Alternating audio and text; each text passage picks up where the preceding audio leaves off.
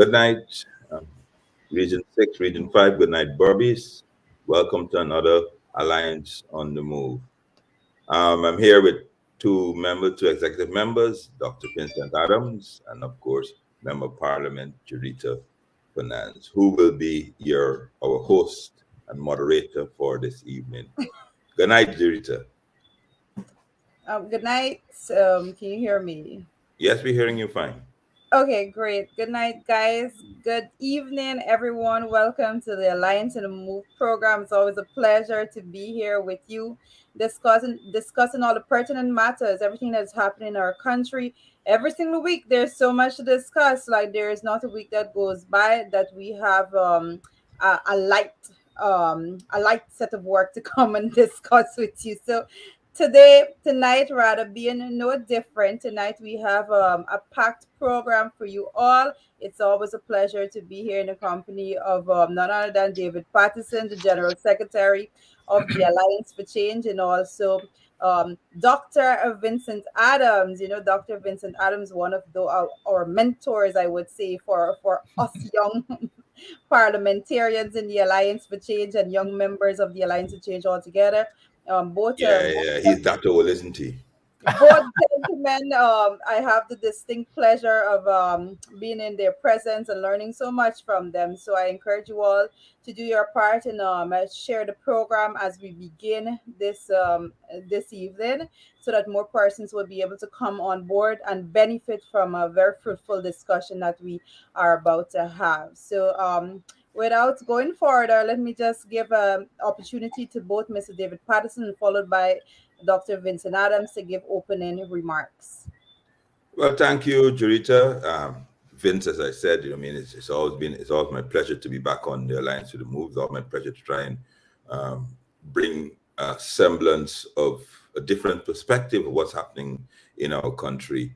But everyone knows what's happening in our country. We're facing tremendous pressures, economic pressures. The prices are skyrocketing. Everything is out of control. Crime has risen. The sugar workers are still off the job. The rice farmers are protesting. So there's nothing really good to report. Right now, the Parliament hasn't sat for almost, was it 2.5 months? That doesn't augur well for this country. But once again, I'm just here to bring out perspective of current news topics, so that people can at least have some different opinions. So when they reach with their families tomorrow, when they have a discussion, they at least heard both sides of the story. So it's always my pleasure.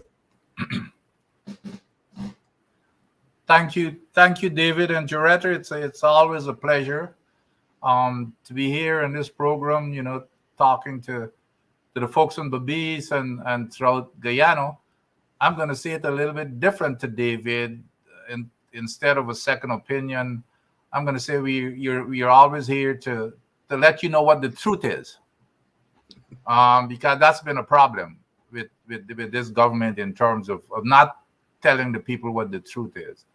Of course, in addition to the issues that David has raised, one of the breaking news here in the last few days was the issuance of the Yellowtail project, which is the fourth project that was in the making. And there are still lots of concerns, and there's no question. I don't think there's no question that Exxon is calling the shots for the government of Guyana.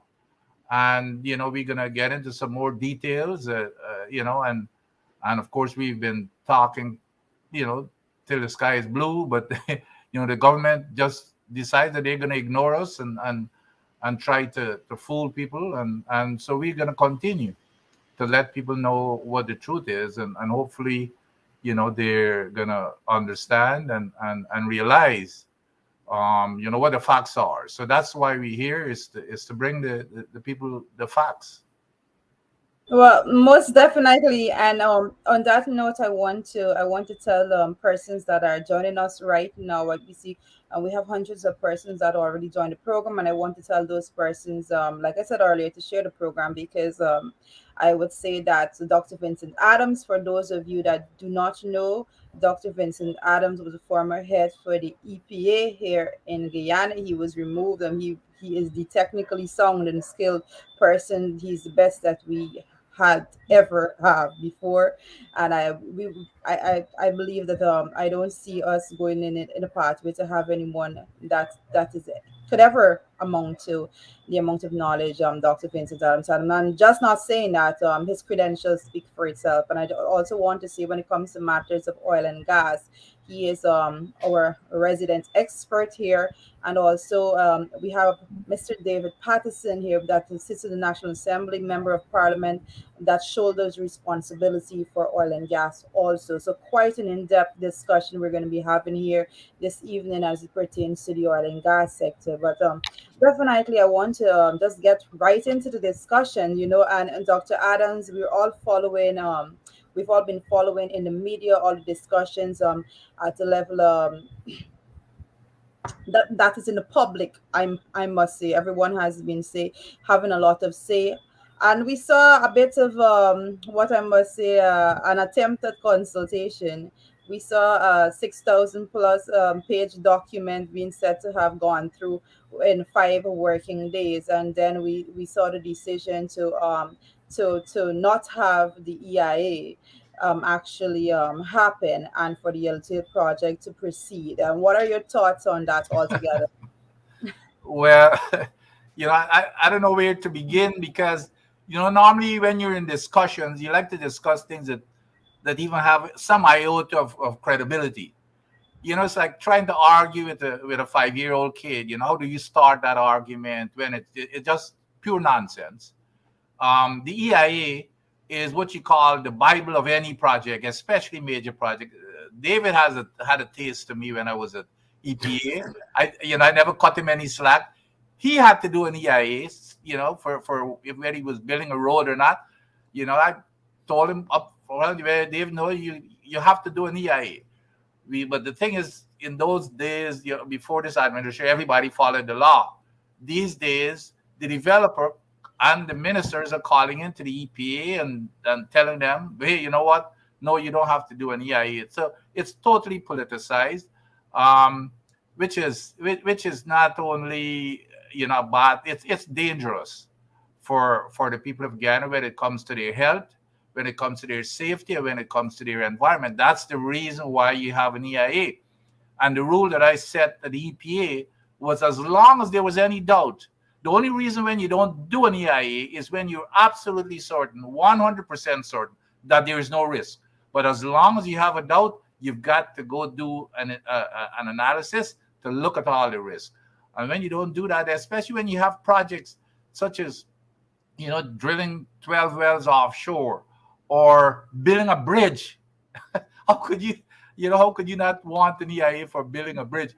And even the bridge that if you recall, for that bridge in 2020 November, the EPA technical folks, the engineers came out, they published a 30-day notice in the newspaper saying we will have an EIA, and then the next thing you know, or the EIS, the next thing you know, a couple of months after, somebody overruled. The engineers didn't even know who overruled them, but it was in newspapers that we're not going to be doing an EIA. But it's so that, for example, even the Yellowtail, you went ahead, published the Yellowtail. Well, we've permitted the Yellowtail. Well, there's some major issues, even besides this whole thing about the process for getting to that final document. In terms of, it's incredible. Somebody must be, speed reading time to be reviewing a document. It has to go to the EAB for their recommendation to the EPA. But apparently, when it was submitted from the consultant who wrote it, it took 3 days for the final, approval. Those things would normally take months because the EAB has to review it in depth, and then they make a recommendation to the EPA. The EPA has to review that in depth, looking at all the documents and everything. So here, they maybe we've got a bunch of smart people that smarter than we think of. But even but that's only one issue within that. Even outside of that, and you know what galls me and should gall every single member of the Guyanese public, is that these people have the nerve and the gumption to come out and brag about some things in that document, such as, hey, you know what, we're gonna get full coverage insurance. Well, they're using the same exact language that I put in the Lisa 2, which says 12. I mean, I know it. Just if I'm reading it, 12.1 says thou shalt have insurance. The part 12.4 says the EPA must routinely review that insurance policy. Those are the exact words, to make sure that it's being kept up, there are no changes, and you guys are paying your premium. 12.5 says that anything over and above that insurance, the parent companies have to cover that insurance in plain language. They started up Lisa 2 without those documents in place, without any insurance. So now they're coming out, we're going to go get insurance. It's just as if it's a fraud. And then they expect the people now to believe them. You're going to go out bragging where you're going to get full coverage insurance in the yellowtail when it's in there. I put it in there in the Lisa 2. They use my same language in the Lisa 2, the PIR and everything. You started up Lisa 2, ignoring the laws of the land. I know you expect people to believe. Just believe us. We're gonna, we're okay with yellowtail when you're not even obeying the law in Lisa 2. So that's the trust, the lack of trustworthiness with the fibs that they tell people and try to con people into believing these type of things. So that is our issue. So those are some of the issues that we've got to deal with here. Jurita, just allow me. Yes, Dave, most definitely. Yes. No. No. And this is an important point that I want, myself and Vince should address, because what the PPP are doing and what they're going in the bottom houses, what they're telling their supporters, they're not saying it publicly because they know it, but they're going to say that if they do a proper EPA or proper EIA and it's a tire assessment, that will slow down progress. That it delayed them getting, and they've been saying this, so they've been making it couching at anybody that objects to what's happening now and is against development. And of course the misinformed would understand that, because there's all the saying that why would we be against them building a bridge? Why would we be against them awarding a contract? So I think what people have to know is that you're not against development. You're not trying to slow anything down. You're not. It's just simply saying, listen to me.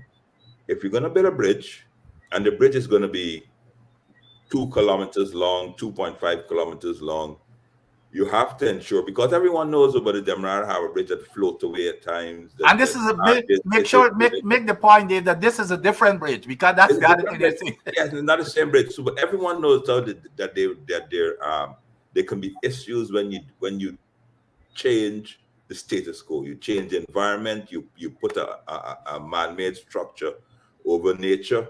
There are issues. So therefore, these are what the EIAs and the assessments are there to ensure whatever you do, that you do it correctly. So therefore, we don't have any issues going forward. It is not in any way meant to slow down progress and those things like that. So that's what they've been peddling. Oh, Dr. Adams, Patterson, Fernand, they want you to get this, they don't want you to get that. They want you to go through all these studies and those things like that. And don't worry with us, we'll get you a slam bam, thank you, man. But look, and people, Barbicians, you have a prime example, the Barbies Bridge. You have a prime example. But when you rush a project, what happens? That bridge is there. I see it out of the central, the quarantine chamber of commerce are now begging, asking for relief on the tolls because, of course, the high gas things. But what the quarantine chamber of commerce did not mention is that we under the APN, we put a order on the bridge stopping them from increasing the toll. The PP hasn't removed it, but when we did it, we were told that we are anti-private sector Private sector. Yep. and those things like that. And I'm surprised that the quarantine and all the business chambers haven't asked the government, what really are you doing with this bridge? Are you going to they were shouting, are you going to privatize it? It's a bad investment. Will it continue to be a millstone around the Barbicians' neck? I have seen nothing at all about that. But when we were there, they had so many different theories what to do. That bridge, I mean, they went into a deal. They made a very bad deal, a public-private partnership. They just like they're trying to do now, Vince, with the new Demerara Bridge. They allow their friends and family and cronies to have control of the bridge for 21 years. It's about 15 years now. Their friends and family took all the money from from NIS, who hasn't got back any money. They can't make a profit, and what they want to do is try in the last 5 years triple 840% increase in the tolls, and then they're now saying, okay, well, fair enough. We went into this. We can't make a profit. The government should bail them out. That's not how businesses work. But back to the point of it, Teresa, the question of us being anti-developmental because we insisted things be done correctly.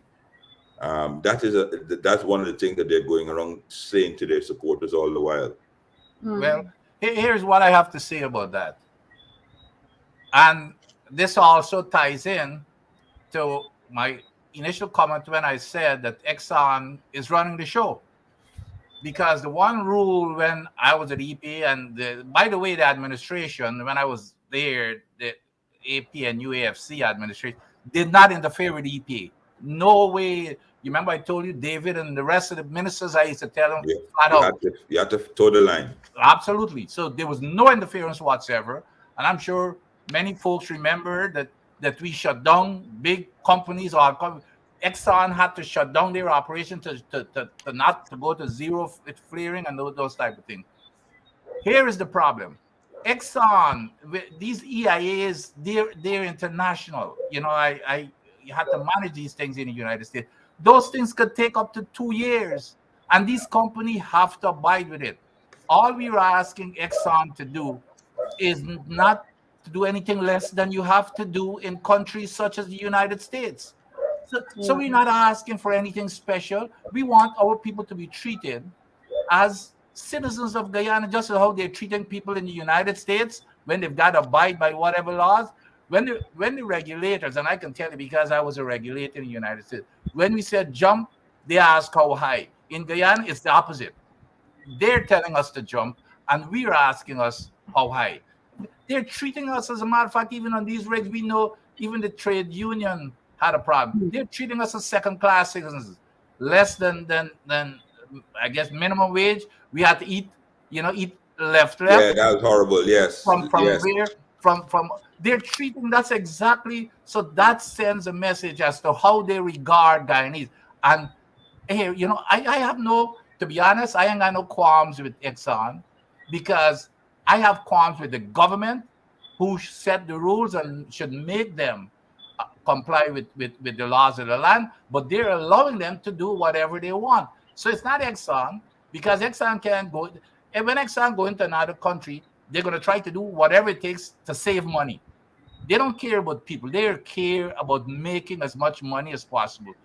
That's why you have governments. But right now, the Exxon is basically running the show, telling the government what to do. In the meantime, they don't care about the people's health, safety, environment. Look, and I mean, all they want is to make money, and they're treating us as second-class citizens. So for them to be saying that somehow they're going to hold up development, they're not holding up development in other countries. This year, the safety of people and the environment and the health standards are more important than the money that they want to make. That's more important. What happens when Exxon is gone?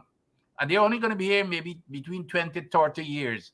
What is going to happen to Guyana, half of Guyana's population right now is below 26 years old. What is going to happen to that entire population when they all have cancers or whatever diseases they're going to have? That's going to be because we are not doing the right analysis to understand the risk so that they can operate, to make sure that they can mitigate against those risks. Nobody is stopping their operations. We all support it. We all support oil production and everything. As a matter of fact, that oil contract, as you know, regards to the criticisms, it was signed and signed by APNU AFC, and it was signed with the intention of developing Guyana, but developing it with also along with developing it in parallel to make sure that you do it and you do it right. You do it and you do it right, and they both can come together. And that's been our narrative. You can do both together, and you know that's what's done in other countries. So why can't you? That's the issue.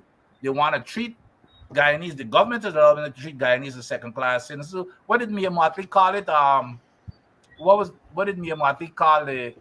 You know, you can't to be tenants in our own. That's powerful. That's exactly what's going on here. That's the issue. Is not we don't want to stop anything. We just want to make sure that people health are protective. We don't want the little kids of today, you know, by the time they get to 30 and 40, you know, we have a community that is not healthy.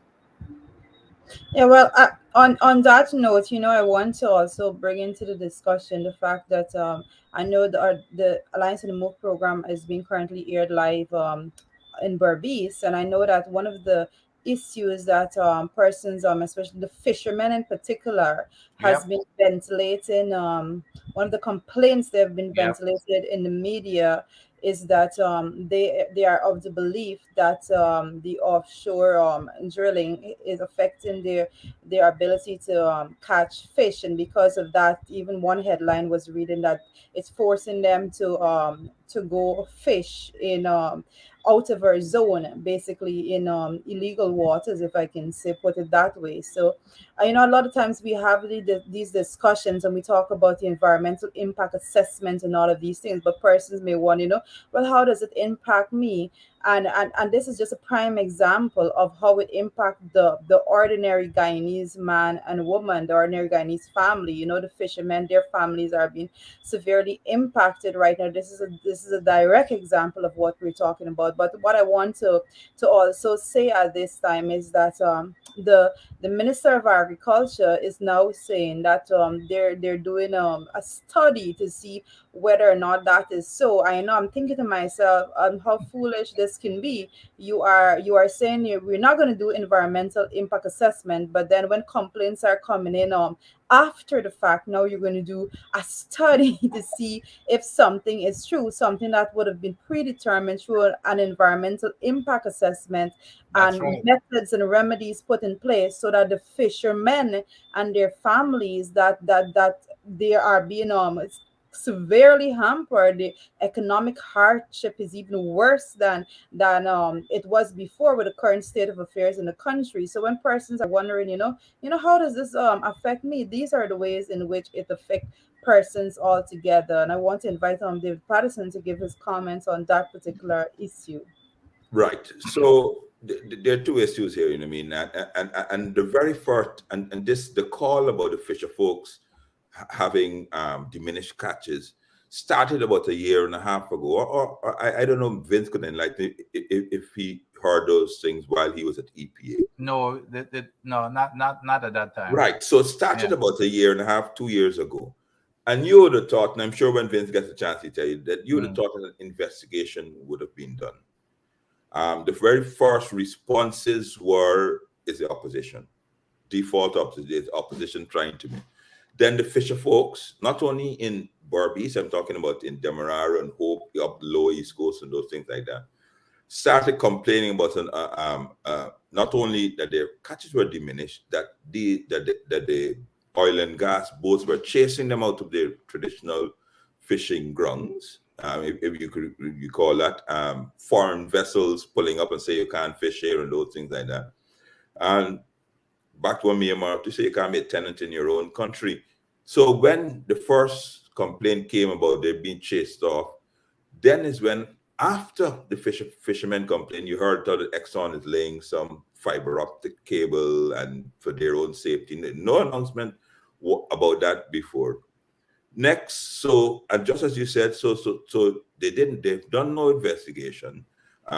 This year, this budget, Vince, you might know about it. They set out they're using $200 million to do something called fish traps, which is, and from my understanding, just like putting a big seine in the river, you know what I mean, trying like and then tell the fisher folks, go and try your luck within that area of the seine. But then, Jerita, here's what has happened. They did no studies.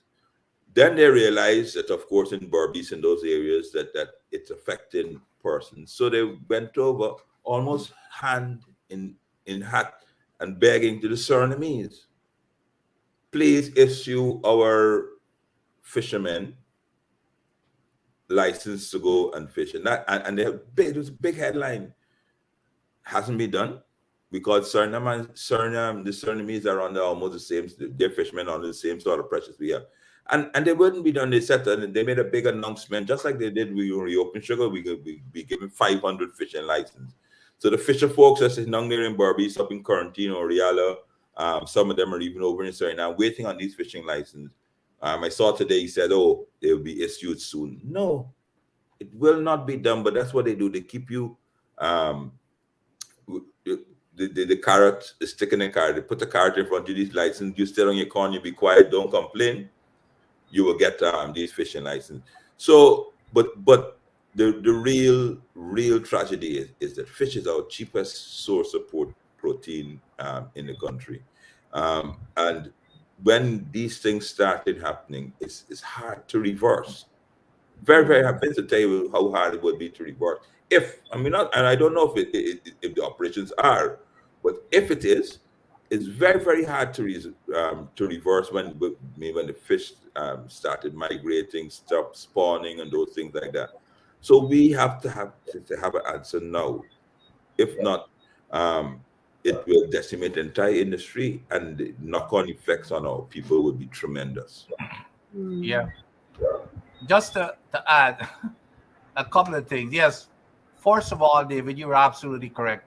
In my time, as a matter of fact, what we set up in my time was a 24-hour hotline that we had to respond. If they call in overnight, the next morning we pick up all the calls and you respond immediately. It didn't matter where it was. The staff went out to see for themselves. We had an immediate investigation. In this particular case, and I have gotten calls too from the fisher folks. I obviously, I don't have any data or evidence to say it's directly tied to it, but somehow people can draw their conclusion with a correlation, etc. But you need a study. Here's what's interesting. When the government say they're going to do a study, I want to know who is going to do this study, because here's what's in the yellowtail permit.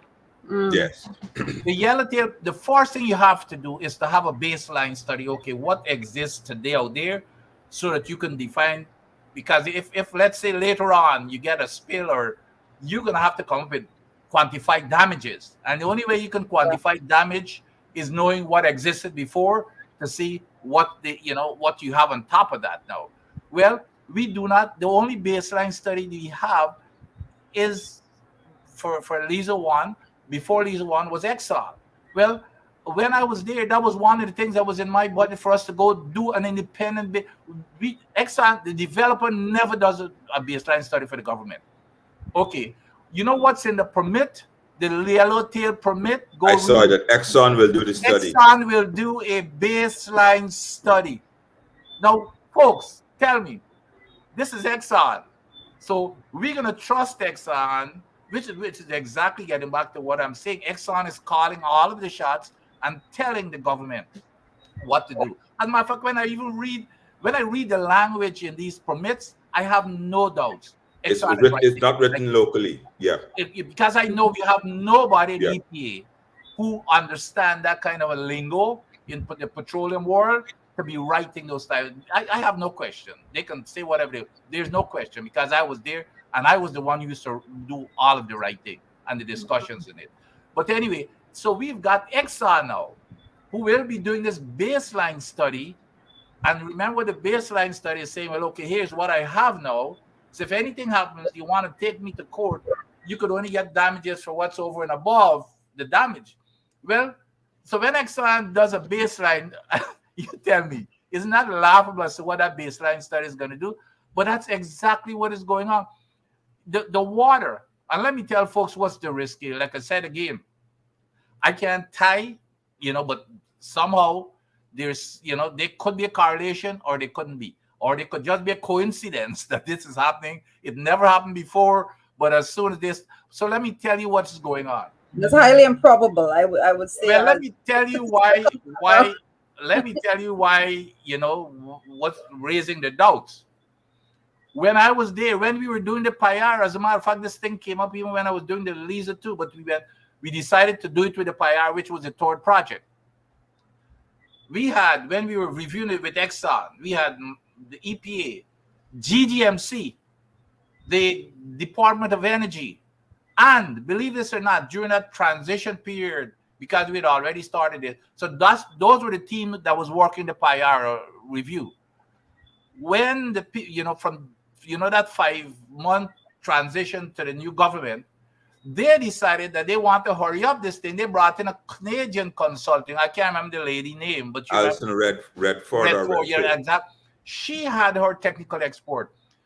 So they came in as part of the team. Do you know what that team unanimously agreed and directed Exxon about? That there shall be no dumping of produced water in the ocean. As a matter of fact, remember that lady Redford was even more adamant than I was because she was livid to stop it. We had a meeting with Exxon and say, hey, no, you cannot dump. Lo and behold, even though we met with Exxon and said this, when I left in August, in September, we went ahead and signed that permit and is allowing them to dump produced water. Let me tell you what produced water has, which is what's going on here. First of all, it's 3 times it's hot as heck. Vince, you tell them how the water, how it's produced in the first place. Oh yeah, okay. Right. When you produce oil is produced with oil also comes with water and the gas, and of course we hear about the story with flame, which is another issue, but the oil comes up with water, and it also comes up with gas. So this water, of course, and what you do when you bring up all of this stuff, you got to separate it. So you separate the gas. Well, the gas separates itself because it's like a Coke bottle. It's under pressure, and when it comes up to the surface, you release that pressure. It comes off by itself, but you collect it or you flare it and you re-inject it. Water is different. You've got to separate the water from the oil. So that water now is supposed to be re-injected back into the reservoir. That's what all normal international practice, standard practice says that's the case. The World Bank standard says you should only dump water if it's not economically feasible or if it's not technically feasible. Well, we know it's technically feasible because all you got to do is re-inject it, and we know it's economically feasible because when we asked them they didn't want to re-inject. We said, well, okay, what's going to cost you to put the equipment on the ship? They said $300 million. Well, of course, I don't believe that number, but nevertheless, even if it's $300 million, you're making hundreds of billions. And you were telling me, because this is what I told them. I said, are you telling me that the lives of the Guyanese people is not worth $300 million when you're making hundreds of billions of dollars? Well, of course, even though we directed them that we should, boom, they went, they signed off. After I left in August of 2020, they signed off, the government signed off the permit in 2020, in September. 1 month after I left, they signed that permit, and they said, no, it's okay, go ahead and well, here's what that water has. And we're talking about thousands and hundreds of thousands of gallons. Over the life of these fields, they'll be dumping billions of barrels, not gallons, barrels. And each barrel is 42 gallons. They'll be dumping billions of barrels of water into the ocean. Here's what this water has. The water is hot. It's like 3 times the temperature in the ocean. 2 to 3 times the temperature in the ocean. It has radioactivity. It has all kinds of toxic metals that you can lead, mercury, barium, just name the toxic constituents. That's why we say you have to re-inject it. Here's the other part.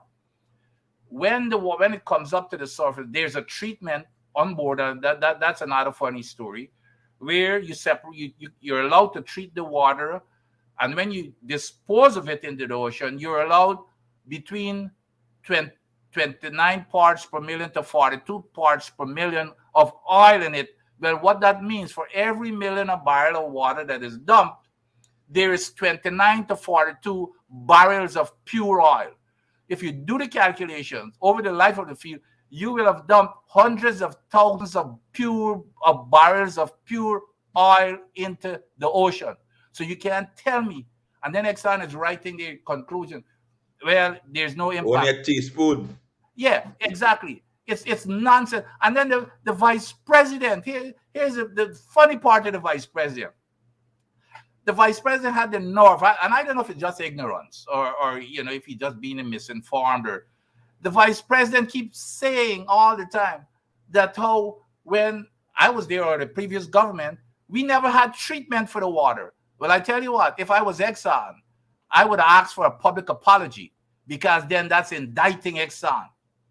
The only treatment that occurs, as I said, is for that oil, to take that oil concentration. Even nothing else is treated. So when he talks about treatment that was never there, it's always been there. As a matter of fact, it's the same exact language as in every one of the permits, except that we were changing that to say, I don't care what, you're gonna re-inject it back into the reservoir. They're not doing that. And they're dumping all of this water. So when these fisher folks are complaining, and then you're telling me now that you're going to allow Exxon to do these studies to tell me that there's no problem. I mean, this is ridiculous. They really don't care. But the people, all they're doing is supporting Exxon cause, which is the only objective here, is to come in here and make money without any regard for our health, safety, and the environment. So, so that's I thought I had to tell you that story there about the vice president going out and say, well, we never had treatment before, but now we're having treatment. I mean, how could a vice president? But yeah, Vince, they're very good at that. They're very good at I mean, how could he be telling, well, we never had treatment before? Remember, Vince, he said it out that we give them permission in the permit to flare 14 billion cubic feet. You know what I mean? And what was funny, even Exxon had to come out and say that's a lie. But yeah, Exxon had to throw him under the bus and say, wait a minute, David, you remember even in Parliament, the minister with you? Yeah, said it out and said the exact same thing when we said, find it, prove it, show it. Yeah. Exxon had to come out and say, wait, I don't know what 14 billion they talk. They had to throw them under the bus. See, stop that. See, he should stop talking about this nonsense about they're now treating the water.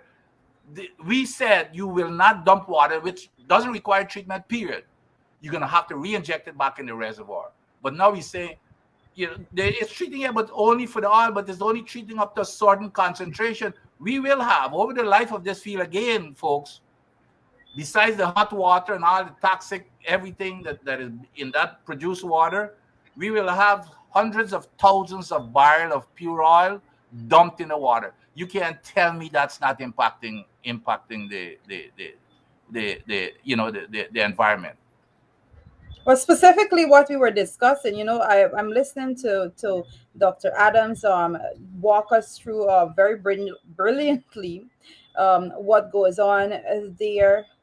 And I'm thinking to myself that it's very difficult for any reasonable person to assume that wouldn't affect the catch for the fishermen, because all that you're saying, the very fact that you're saying that it was right after they came into office, I think you said 1 month after you left Exxon, and that they signed that agreement allowing the water to be dumped into the ocean. And I'm thinking to myself that if we were to look at the timeline also, since from when the fishermen started complaining about low catches, I think that there are definitely correlations there. So I don't know what other study is being done. I know the Minister of Agriculture is set to be doing a study right now. I don't know who is doing the study, what are the parameters of the study, and all of those things. But like you rightly said, there wasn't even a study done to determine the baseline. So we don't know where we're going to be moving forward with that. But persons that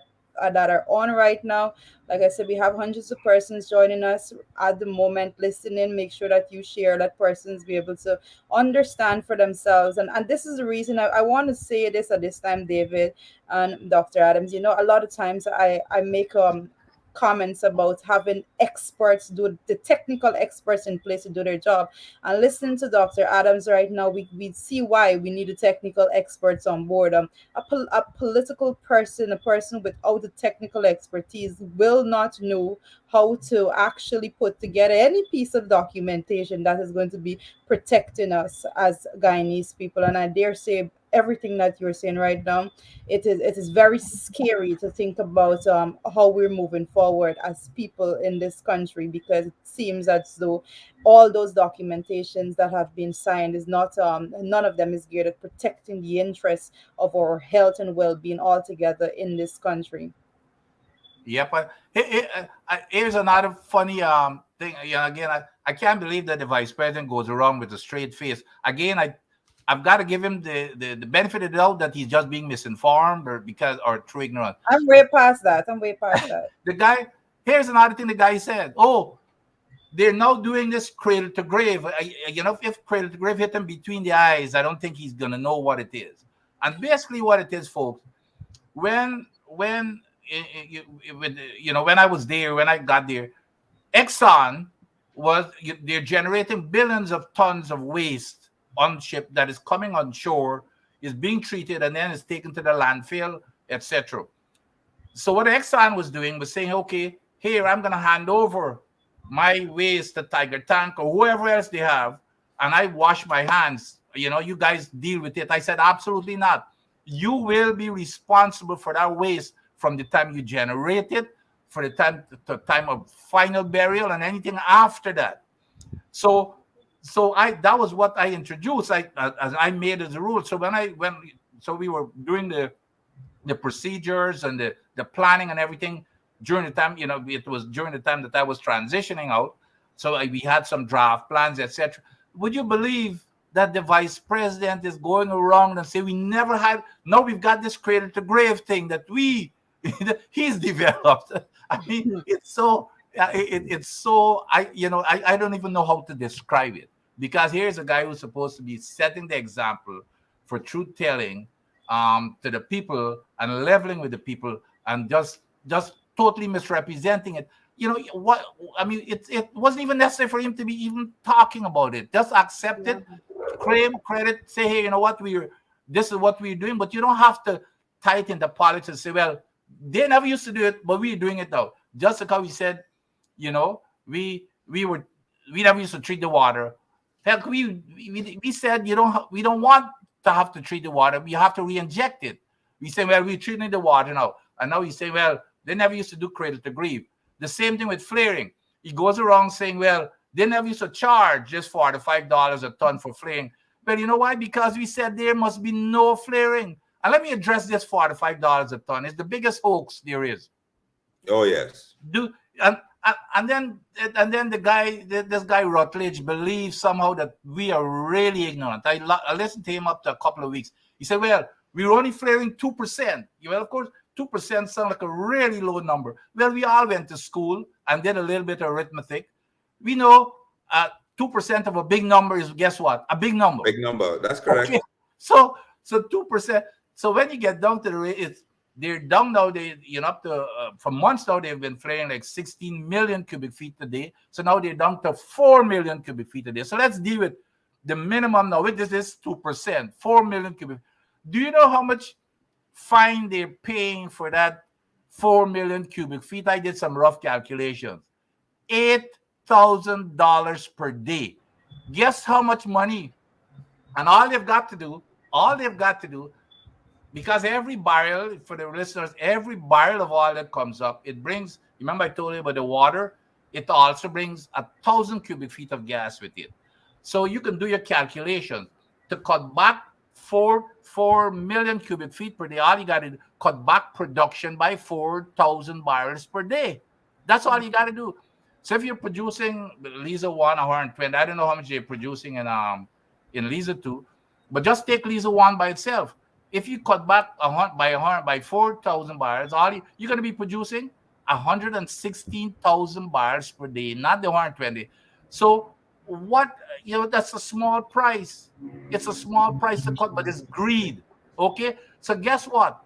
If they do that to get zero flaring, if they cut back by 4,000 barrels per day, guess how much money they will be losing? About $500,000. So they're paying $8,000 to make $500,000. That's what we are allowing them to do. And then we're bragging about this measly, when at the same time we're putting our people's health and the environment at risk, not only ours, but the Caribbean and the rest of the world, because we go and make a big splash at the last global COP 26. COP 26. How are we going to be cutting back? And which is a fib. Where's the plan to do it when you're emitting all this? And this is only one development. We're gonna have the entire offshore. They're littered with, so you can multiply all of these things by the numbers that they're planning to have 10 FPSOs. Now we welcome those 10 FPSOs. I do, David do, you do, but they must be done in a safe and environmentally sound manner.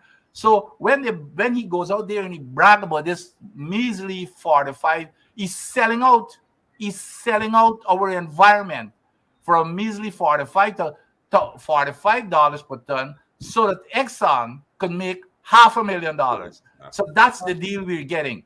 So when he talks about it, the people ought to know and pull him up on it.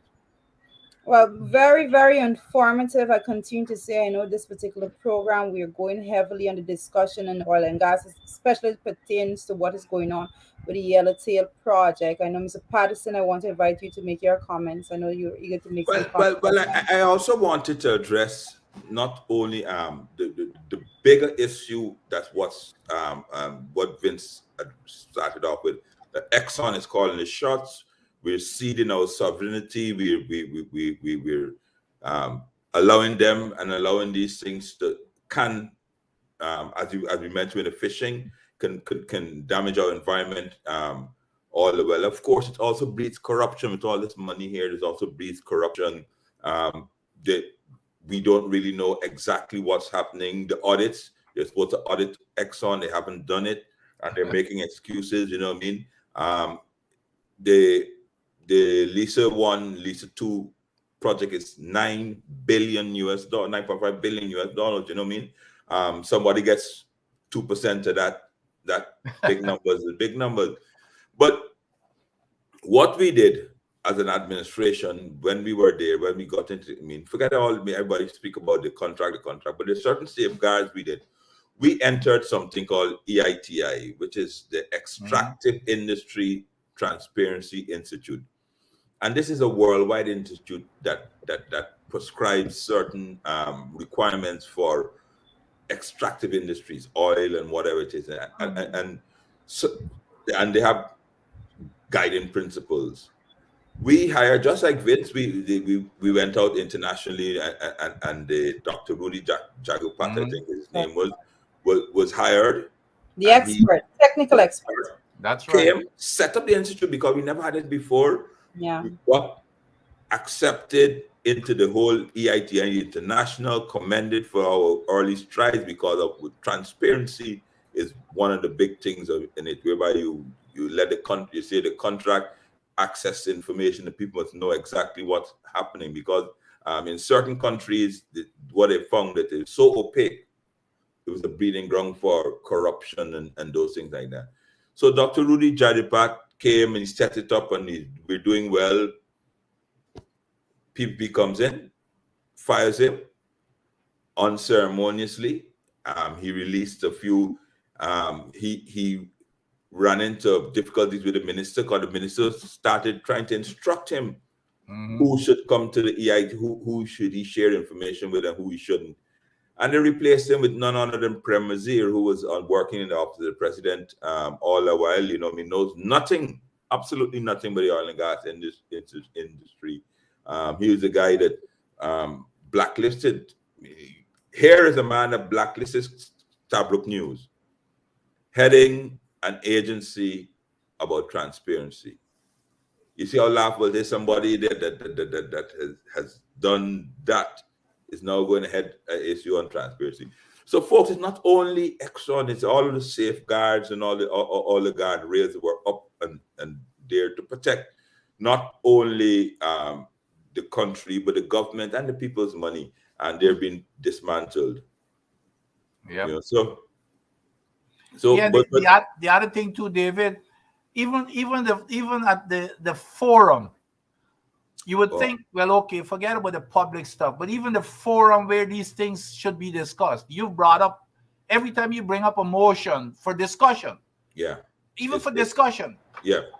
You know? It's yes. Even the parliament, which is supposed to be sacrosanct, which is supposed to be the place where it has been every motion you bring up. And I say I have no qualms about it because in the public domain, the Speaker of the Assembly, who's supposed to be neutral, irrespective of however he got the job, he is sort of the balance and the scale between the opposition and the government. And we have a set of rules, and he's supposed to follow. He's supposed to be. We have the most unbalanced speaker, I think, in the history of the country. I mean, he absolutely does nothing that, according to the books. I mean, I can remember, Jarita, your very first motion you put in, which is it didn't see light of day. Didn't even see light of day. Didn't even explain to you. Just threw it out. And when you said, but you can't, we're grown people. You're not a god. You're not. You're not endowed with certain wisdom. He says, "Well, I'm the speaker." When I challenge him, I personally challenge him on the motion. Why have you deleted clauses? Because he said, "Oh, it has to be facts." So I said, "But these are, you could Google them. These are facts. Anybody can Google them." He says he has no obligation whatsoever to explain anything to me or anybody else. He's the speaker. Ada. With GT we say Ada. Yeah. So even the parliament where we're supposed to get our records, preserve it for prosperity, so the persons will know we raise this point. In the hope of making Ghana better, we raise these issues on flaring, we raise these issues on insurance and those things like that. This is the government official position, because they can deny that they actually said something when they're just speaking on the newspapers. And so when you go into parliament, you are recorded verbatim. You take a vote, and it's prescribed and it's enshrined for prosperity. So therefore, that is why we wanted it in there. But the speaker, the most unbalanced speaker ever in the history of the country. I have no qualms in saying that. I know he looks at these programs, or he has people looking at these programs, and then he gets up and says, criticizing the speaker is not. Well, it's not. One of the things I want to point out about that view is that this is not a view that is just shared by us or the opposition altogether. This is a wide view, and I think one of our leading newspapers actually did an entire editorial basically stating the same thing about the international media as well too, and the international agencies as well. I mean, and you would have thought that, well, all right, at least let me have some sort of, thing.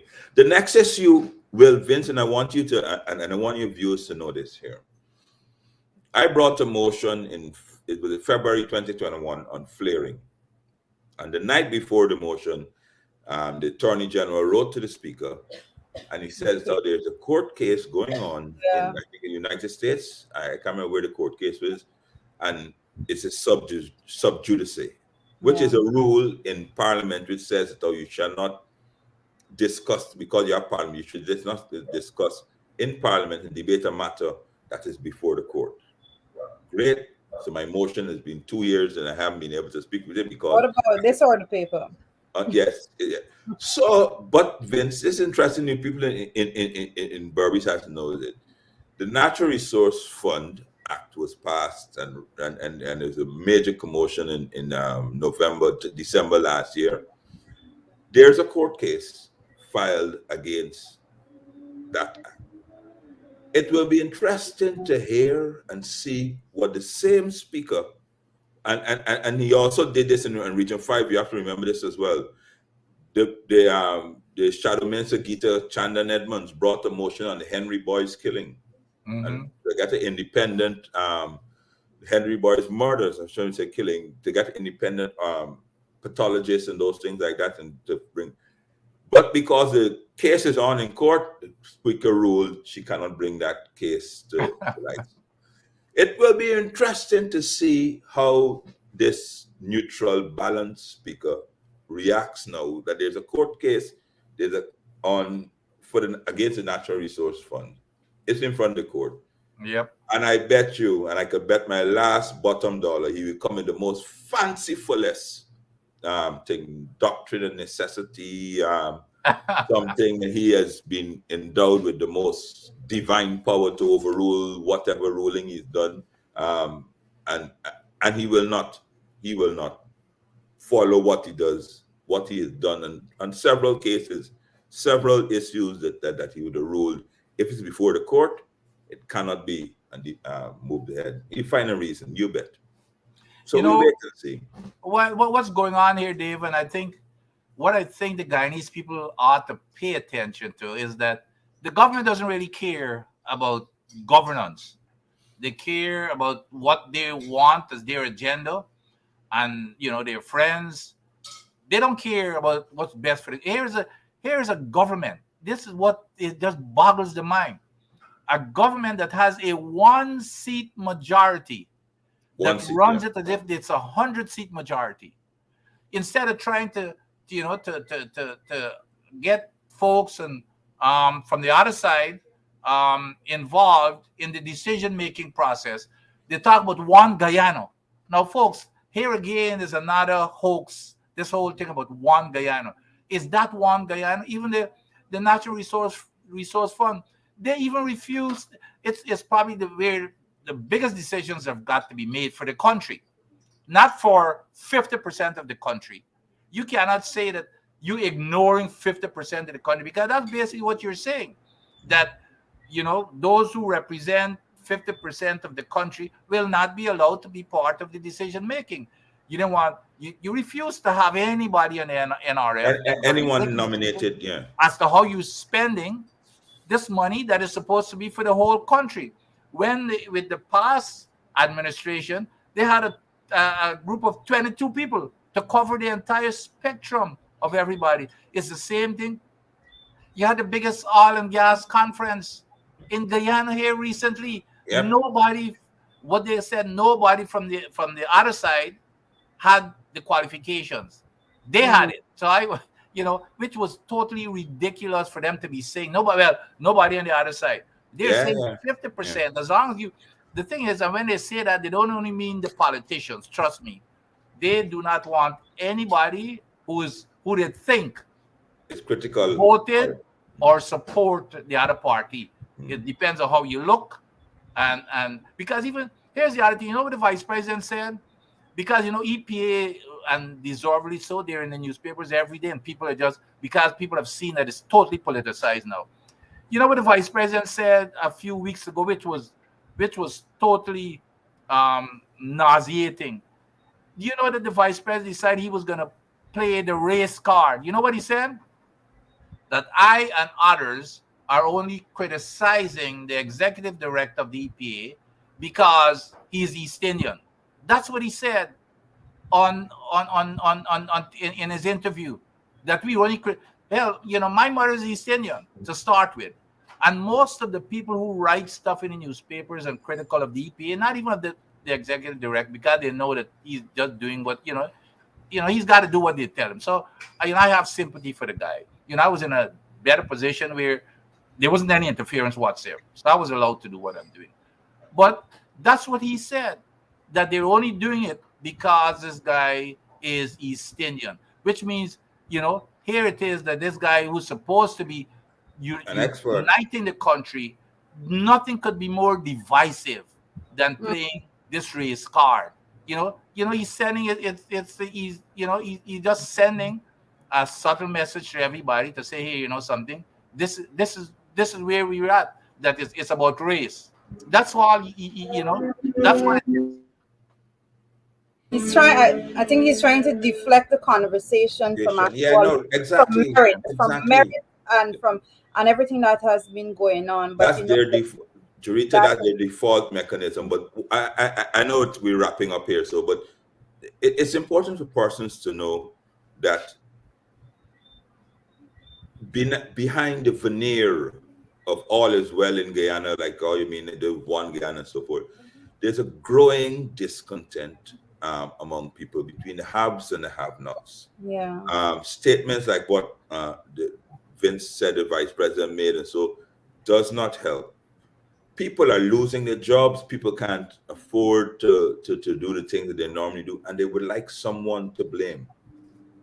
And of course, the government would like to say it's the opposition, but they've been in control of the mechanism for 2 years now, so they can't blame the opposition anymore. They can't blame the elections anymore. So they're going to the default mechanism, which is putting the ethnicities against each other. It's a very, very dangerous game in which they're going down at the moment. I wonder if they can explain what happening with the rice farmers. The rice farmers, the sugar sugar, the sugar fishermen. workers. You know what I mean? The fisher folk. I mean, it's not. It has nothing to do with race. They can't. They've made hundreds of unrealistic promises. They're the money that the country is making is going to a very select few, and not even the old, as they said, the old guard PPP stalwart is Bharat Jagdeo and this new cabal of Niveau rich and Nouveau rich persons. So they're who are getting the money. The old traditional PP supporters, you would have thought, well, all right, they're not. Yeah. And it's so bad. On one hand, Irfan Ali is getting up and say the contractors are doing a piss poor job. Sorry, I can't use that word. A very poor job because there's no workers. But on the other hand, the vice president is flying up to countries in the week, and people are complaining there's no work. So on one hand, the president is saying that we can't find workers. On the other hand, when you actually go on the ground, people are saying they can't find jobs. So what the vice president is, he's creating 800 temporary jobs. How silly is that? You mean you would have thought that if there was a labor shortage, people would not be complaining and thought they don't have any job. Yeah. But that's what they do. You know what I mean? The sugar workers there, you know what I mean? I don't know how long you will keep holding your breath, because right now, what you're doing is treading water. You're holding your breath, waiting for them to throw you their lifeline. It's not coming. Yeah. It's not coming. So therefore, folks, make some serious decisions for yourself on what you want to do in the future. If you want to diversify, go into agriculture and those things, start demanding that they put more money into agriculture, into your area, rather than going to build a Mila Falls and the gas shore project. That $900 million, you know what I mean? They can't fix Gaisuko. Let them take some of that money, the oil money, and make it work for you. Don't keep holding your breath. Sugar is not coming back. They sold off and more. They lied. They lied. It's not, and then you can't allow them to keep lying for you. Demand better now. Say fair enough. You lied to me. You ain't bringing back sugar, but take some of this oil money here, so, and put it into agriculture, put it into my community, put it into Barbies, and let us have a good life. Yeah, well, guys, unfortunately, we're out of time, so we definitely this discussion has been very in depth. I want to thank Dr. Vincent Adams and Mr. David Patterson for the input to this discussion this evening, and I encourage persons to share this information so that more persons will be able to benefit from it. But in just wrapping up everything that was said, it's clear that the PPP administration, as is right now, is not doing anything possible to protect the people of this country. protect your health, protect your finances, or any of that sort. So we will continue to bring you the information as raw as we can possibly bring it to you. That is as credible as it can get. Although, guys, we encourage you to be vigilant, continue to speak out. And as it pertains to utilization of race, that is something I always speak out against. And I'm going to close by saying, regardless of what ethnicity you are, if you are in the rice sector, sugar sector, if you are or if your family depends on the fishing industry, you are being affected tremendously right now, regardless of what ethnicity you are, regardless of whether or not you supported the PPP administration at the last election or you supported them in theory or practice or whatever. So these are real issues that we are bringing to you, and we need you to understand that you deserve better. As people, you deserve your standard of living to be lifted, especially now that our country is having more resources than we have ever seen before. So we will continue to advocate and fight on your behalf. But until then, we encourage you to join the Alliance on the Move program every Saturday evening at 8 p.m. Thank you all for joining us. Have a great evening, guys. All right, thank you, Jarita. Thank you, Vince. Thank you very much. Thanks, folks, and thanks for the listeners. Get your friends and relatives and your neighbors and everybody to listen every Monday night every Saturday night to get the truth. To get the truth. Good night, everyone.